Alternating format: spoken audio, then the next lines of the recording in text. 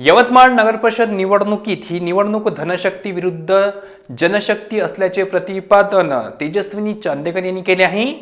यवतमाळ नगरपरिषदेच्या सार्वत्रिक निवडणुकीत शिवसेनेच्या नगराध्यक्ष पदाच्या उमेदवार तेजस्विनी राजू चांदेकर यांनी विरोधी पक्षावर हल्लाबोल करतानाच शहराचे विकास साधून भारतभरात यवतमाळ नगरपरिषदेचे नाव भारतभर गाजवू असा विश्वास तेजस्विनी चांदेकर यांनी व्यक्त केला आहे। नगरपरिषदेची यंदाची निवडणूक धनशक्ती विरुद्ध जनशक्तीची निवडणूक आहे। यवतमाळ शहराच्या विकासाचे माझ्याकडे विशेष विजन आहे। मुस्लिम बहुल भागात विकास साधण्यासाठी आम्ही जो घोषणापत्र काढला आहे त्याला आम्ही सार्थ ठरवू असा आत्मविश्वास त्यांनी व्यक्त केला आहे। यावेळी RN न्यूजला तेजस्विनी चांदेकर आणि पटेल यांनी दिलेली प्रतिक्रिया।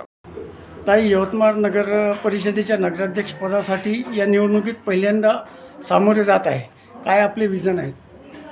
माझं विजन हेच आहे की यवतमाळचा सर्वांगीण विकास, सर्वसमावेशक विकास आणि यवतमाळला स्वच्छ, सुंदर आणि सुरक्षित बनवणं। आता प्रचारादरम्यान मतदारांचा कसा प्रतिसाद आहे? मी एका सामान्य कुटुंबातली मुलगी आहे आणि माझे वडील सामाजिक धडाडीचे कार्यकर्ते आहे।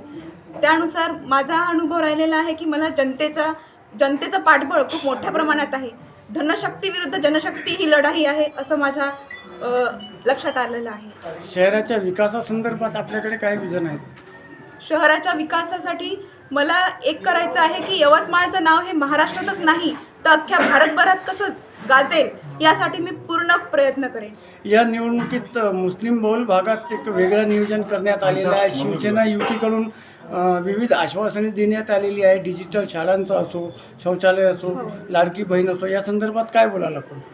या संदर्भात हेच बोलेन की मी आज प्रचारादरम्यान जेव्हा सगळीकडे पूर्ण यवतमाळमध्ये फिरली आणि स्पेशली जेव्हा मुस्लिम एरियामध्ये फिरली तेव्हा असं लक्षात आलं की मुस्लिम एरियाचा अजूनपर्यंत कुठेच विकास झालेला दिसत नाही आहे।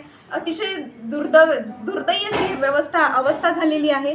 त्यासाठी मी म्हणजे आमच्याकडून जेवढं काय करता येईल, जेवढं चांगल्या प्रकारे करता येईल, समर्पित होऊन मी लोकांसाठी काम करेन।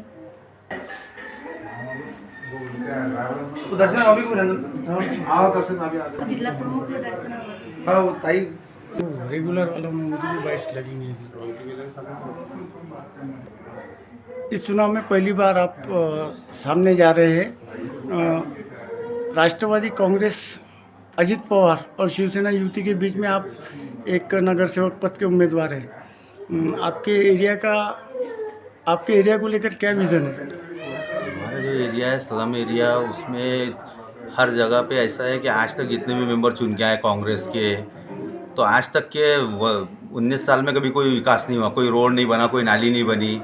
यहाँ पे इतनी दिक्कत है, रोड नाली। तो देखो, इस बार अगर हमारे राष्ट्रवादी से चुन के अगर देते हैं तो ये जो पार्टी है सत्ताधारी पार्टी है राष्ट्रवादी, और इसको चुन के देने के बाद अजीत दादा पवार ने एक ये किए वादा किए कि जो भी राष्ट्रवादी पार्टी को चुन के देगा और हमारे युति के नगर अध्यक्ष, तो इसको हम ज़्यादा से ज़्यादा फंड दे के डेवलपमेंट कराएंगे। ये अजीत दादा का वादा है।